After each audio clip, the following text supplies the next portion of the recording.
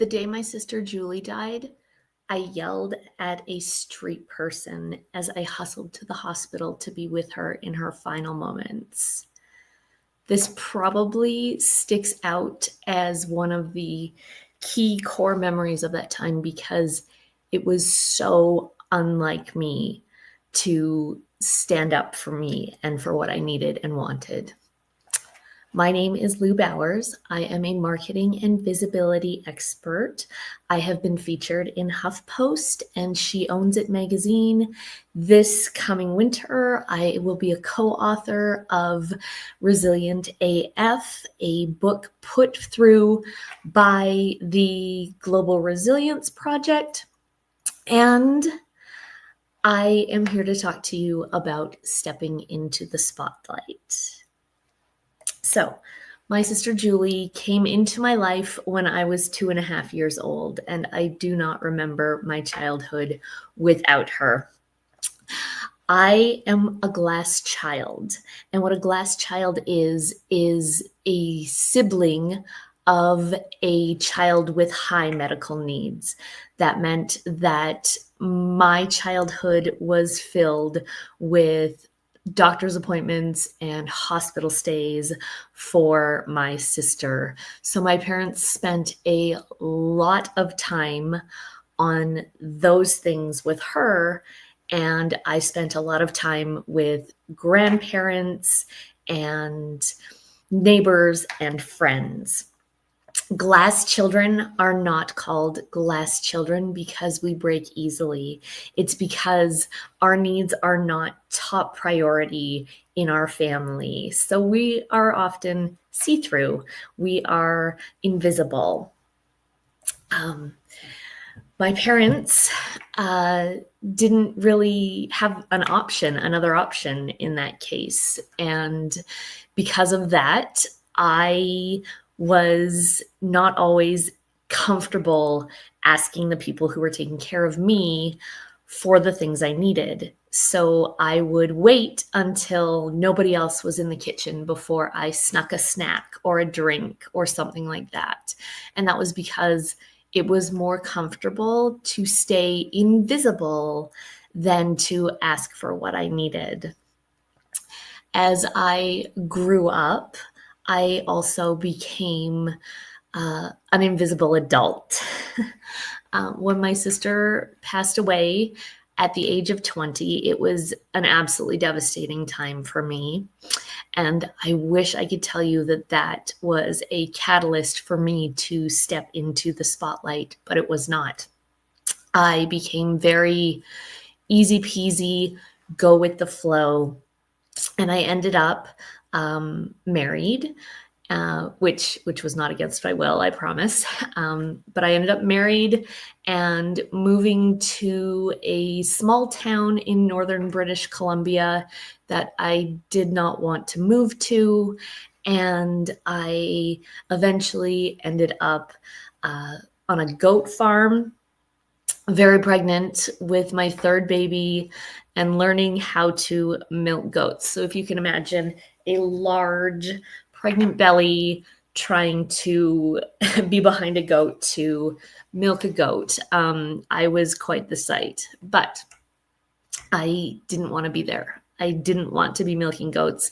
I didn't want to have 80 chickens on a farm. It was very much not me.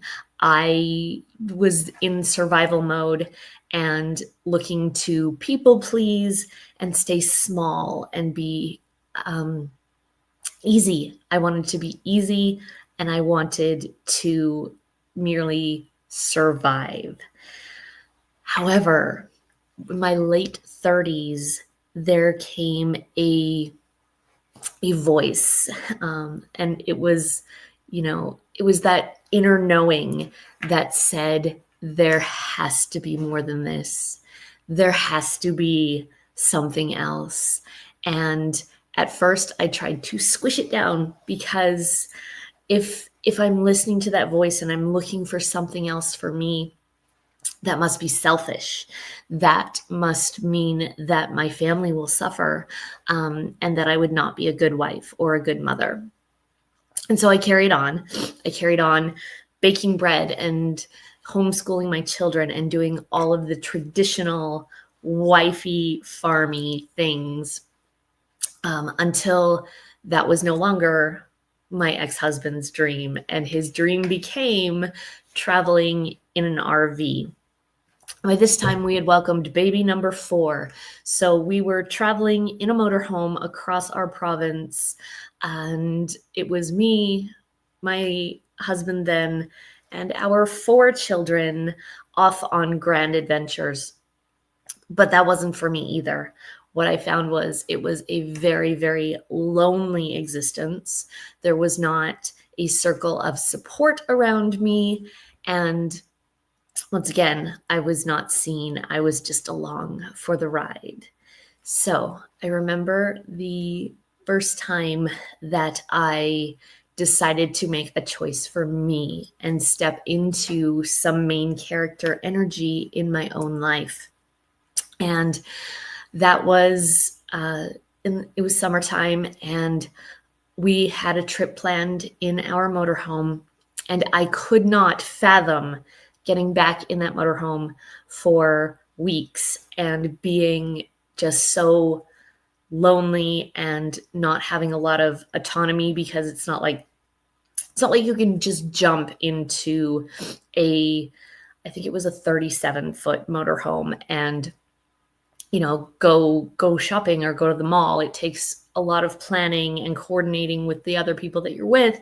And so I felt very stuck in that situation. And so this last trip that we were planning, I decided I didn't want to go. And I voiced that to my ex-husband and my family. And I said, I don't want to go. And he ended up going on that trip with our children. And I stayed home and cried in the shower because I absolutely did not know what to do with myself, standing up for myself and being seen. And that was the jumping off point to my new life and my new career. And it didn't happen right away. I stayed in that marriage for a few more years. I didn't have the knowledge or the career that I have right now, but I listened to that inner voice that had been knocking at the door for so long. And I finally opened that door and said, okay, let's take a first step. And so that's the thing that holds people back from stepping out into the spotlight and taking up that main character energy in their own life, is they think it has to be a big star shining moment. And it can start with one little action. It can start with, no, I don't want to do that. It can start with, I'm planning to do XYZ thing over here instead. Stepping into the spotlight and out of invisibility can be the smallest step. And the only thing that's important is that you take that step, is that you eventually stop ignoring that voice that says there must be something more. Another thing that holds people back from living how they want to live and being who they want to be is they don't believe they're worthy. And that is something that, again, you don't have to have a big fairy godmother moment. You get to move into your belief of worthiness a little bit at a time if you need to. And there will be times when you don't believe you are worthy. And it's important to not let those times become the script in your head. You get to counter that. You get to show up and look in the mirror and say, oh, but I am worthy. I am worthy of living how I want to live, of stepping into the spotlight, of being seen. People think that living for themselves and stepping into the spotlight and stepping out of those shadows is selfish. And I want to say, yeah, it probably is. But being selfish is something that can help you serve others. Sounds crazy, right? So There's something that I learned this summer called generous selfishness. And it's essentially the same as putting on your mask in the airplane before you put on anyone else's. And so generous selfishness can look like you taking those 10 minutes to meditate in the morning before you go into getting everyone ready for school and you getting ready for work. Generous selfishness can look like checking in with yourself and making sure that your needs are met. And that can be like, especially for moms and women, that can be as simple as, have I had a drink of water? Have I fed myself recently? Because we are really good at forgetting to eat. And do I have to go pee? Have you ever just been like, why am I not able to focus and function? And why am I feeling a little cranky? And you like go, oh yeah, I've been holding my pee for however long. And so that is part of showing up for yourself and stepping into the spotlight, is making sure your most basic needs are met. After that, though, after you have practiced being worthy, after you have practiced listening to that voice, and after you have practiced generous selfishness and giving yourself the things that you really need to thrive, you get to show up for other people. And as you step into the spotlight, whether it is a big life dream, whether it is in business, stepping in the spotlight and being seen means you get to serve. You get to offer that special gift that you have to your audience, to your clients, and to the people who are most important to you and surround you.